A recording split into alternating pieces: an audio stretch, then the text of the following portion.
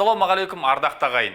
Бүгінгі хабарымызда елдің барлығын орынсыз сабырлыққа шақырып жүрген, Қытай бізге кіріп алған жоқ, жерімізді шетелге берген жоқ, алдын ала бос даурықпайық, аңдысын аңдайық, күтейік. Егер Қытай кіріп жатса, жерімізді беріп жатса, сол кезде қолымызға қару алып, алаңға мен бірінші шығам деп, ерге орынсыз уағыз айтып жүрген имамдар туралы және сол уағызға алданып бейғам отырған ағайындарға үндеу жасағым келіп отыр.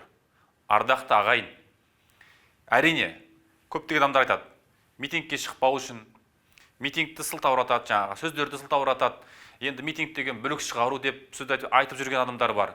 Мысалы үшін 2019 жылы Алматы қаласының бас имамы Еркінбек Шоқай деген имам митингке шығу, фитна шығару, бүлік шығару деп мәлімдеме жасады. Солай басы дауға қалды. Одан соң үндемей қалды да, бірақ бұл Қазақстан мұсылмандар діни басқармасы ол ойынан кейін шегінбеген қазір көріп отырмыз. Сол Еркінбек Шоқайдың қазіргі күні бірінші орынбасары Ержан деген имам түрлі WhatsApp әлеуметтік желілерінде, тіпті ауызашарларда митингке шығу, ол бүлік шығару, ол мұсылманға сай іс-әрекет емес деп уағыз айтып жүр. Бұл сөз көптеген қорқақ, яғни алаңға шыға алмайтын адамдарға майдай жағуы мүмкін. Иә, күтейік, шыдайық, митингке шыққандар анау Тунистегідей болды, Ливиядағыдай болды деп. Жоқ, олай емес. Біздің айтарымыз бейбіт митинг. Біз билікті күшпен ауыстырып тастауға, күшпен құлатып тастауға шақырып жатқан жоқпыз. Біз елді қорғау үшін, жерді қорғау үшін алаңға шығып бейбіт түрде өз құқығымызды, өзіміздің конституциялық құқығымызды талап етуге толық қақымыз бар. Егер де осы біз үндемесек, қазір бейбіт митингке шығып үйренбесек, онда ертең 30 жыл басқарған Назарбаевтың диктаторлық жүйесі, анау Хосни Мубарак сияқты, Муаммар Каддафи сияқты 40 жыл басқарған диктаторлық мемлекеттердегідей қантөгіске алып келу әбден мүмкін және тәуелсіздікке қауіп төнетіні де айдан анық. Бұл қараспан төндіріп сөйлеу емес. Сол себепті сіздерге айтарым, әзір ешкім жерді алып қойған жоқ, қауіп төніп тұрған жоқ деген азаматтарға менің нақты дәлелдерім бар.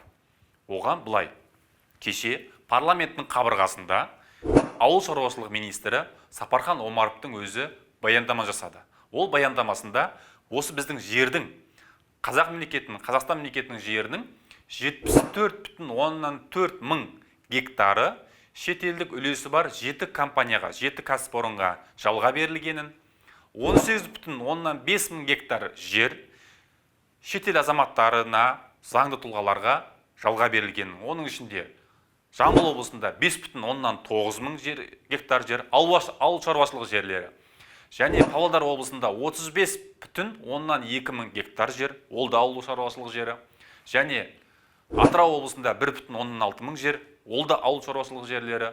Және Шығыс Қазақстан облысында 34,7 мың гектар жер шетелдіктерге жалға берілген. Бізде шетелдіктер жұмыс істеп жатыр.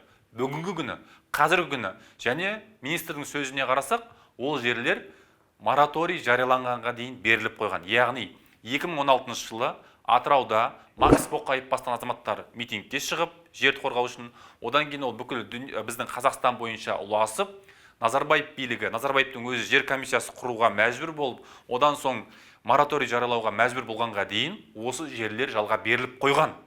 Енді ойлап қараңыз, сол кезде халық алаңға шықпағанда, сол кезде мораторий жариялауға мәжбүрлемегенде, қазір біз тіпті жерсіз қалатын едік. Ойлап қараңыздар.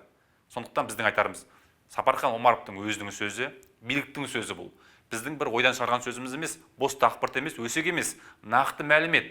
Яғни қазақтың жерлі сол уақытқа дейін беріле бастаған, дәл сол ауыл шаруашылық жерлері беріле бастаған. Сол себепті қазір ауызды қу шөппен сүртіп, бәрі дұрыс болады, сабыр сақтайық деп отыратын кез емес. Мен қазір естіп жүрмін, көптеген азаматтар қазір Рамазан айы, бейбітшілік айы, мейірім айы, күте тұрайық, осы айда саясатты қоя тұрайық деп айтып жүрген имамдар бар. Соны ары қарай таратып жүрген бірнеше азаматтар бар. Енді дәл бір осы уақытқа дейін, Рамазан айына дейін бір саясатты қатырып тастағандай, енді осы Рамазан айында саясатты айтпайық дейді. Бұл саясат емес, бұл жердің мәселесі, бұл елдің мәселесі. Тәуелсіздіктің тағдыры қыл үстінде тұрған кезде қоя тұрайық деген сөз, ол нағыз сатқындық. Сондықтан біздің айтарымыз, осыдан бұрын билік әдейі осындай іс-әрекет жасап отырғанын мен айттым. әкімдікте, Алматы қаласының әкімдігінің алдында тұрып, митинг өткізуге ескерту тастап тұрып, заңды түрде өткізуге ескерту тастап тұрып, мен сол жерде айттым, билік қазақтың құдайшылдығын, қазақшылдығын пайдалана отырып, осы Рамазан айында осы жер туралы заң жобасын қабылдауға әрекет жасайды, жан таласып кіріседі деп айттым. Кешегі Атырауда болған жағдай барлығымыз өре түрегелетін жағдай, өте қиын жағдай. Сондықтан баршаңызға айтарым, осы Рамазан айы деп, бір Рамазан айы мейірімділік айы деп басылып қалмай алаңға шығыңыз. Өйткені митингке шығу бұл бүлік шығару емес. Біз алаңға шығып, жерімізді қорғап қалмасақ, Назарбаев билігі әдейі осы айды қолданып отыр. Қазақтың қазақшылдығын, құдайшылдығын пайдаланып, осы уақытта үндемей қала ма деп, осы уақытты әдейі пайдаланып отыр. Сондықтан алданбастан алаңға шығыңыз. Аузыңыз берік болса да алаңға шығып, 3-4 сағат болып бірге, елмен бірге тұру түк те қиын емес. Рас солай болды. Мәжілісте қолданды, толық қолдап, мәжілістен сенатқа өтті. Сенаттан барып президенттің қарауына баратын еді, бірақ біз шұғыл түрде 24 сәуір күні Демократиялық партия митинг өткізіп, сол жерде өз талаптарымызды қойып, шеру жасауға талпынып, және егер де билік райынан қайтпаса, жерді сату туралы, жерді жалға беру туралы райынан қайтпайтын болса, біз аштық жариялап, билікті масқаралаймыз деген соң ғана Сенат қазір мәжіліске қайтарды. Жер сатылмасын! Жер жалға берілмесін! Жер сатылмасын! Енді біз ол райымыздан қайтпаймыз, және қашан бекітілмейінше, президент қол қойып, жер мәселесіне нүкте қойылмайынша біз кері шегінбейміз. Сол себепті баршаңызға айтарымыз. Сабырлықты көнбістікпен шатастырмаңыздар. Шүкіршілікті орнымен қолданыңыздар. Митинг бүлік шығару емес. Митинг ол бейбіт түрде азаматтардың өзінің пікірін билікке жеткізу, қою. Ол бүкіл әлемдік деңгейде бар. Қазақ ол бастан демократияға сай мемлекет болған, еркіндік сүйгіш болған, әділет сүйгіш халық болған. Сондықтан мен имамдарға да айтатыным, басқа да азаматтарға айтардым. Митингке шығудан қорықпаңыздар. Митингке біз бүгін бейбіт түрде шығып, биліктің құйтырқы әрекеттеріне тосқауыл қоймасақ, ертең бұның соңы шынында да мына диктаторлық мемлекеттер сияқты араб мемлекеттеріндегідей қантөгіске алып келуі мүмкін.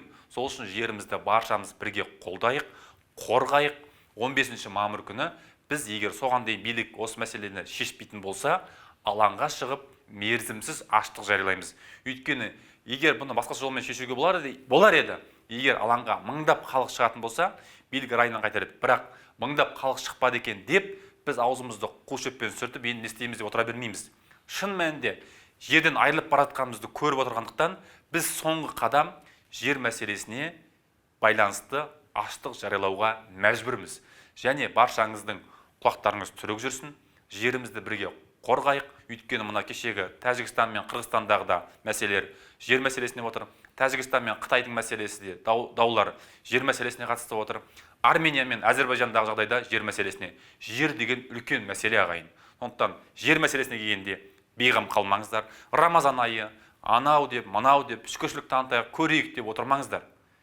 Қазір күресіңіздер. Сол себепті біз сіздерді өз қатарымызға шақырамыз. Осы Демократиялық Қазақстан YouTube арнамызға, Facebook'тағы Жанболат Мамай онлайн парақшасына жазылыңыздар, таратыңыздар, пікір таратыңыздар, пікір жазып, шындықтың әрбір адамға жетуіне үлес қосыңыздар. Және кейбір дүмше молдалардың сөзіне емес, нағыз діни адамдар, егер шынымен сіз дін туралы ақпарат алғыңыз келсе, Қайрат Жолдыбайұлы, Мұхан Исақан, Мұхиддин Исаұлы сияқты кең сауатты, терең білімді дін ғалымдарының сөздерін тыңдаңыздар және соған амал етіңіздер.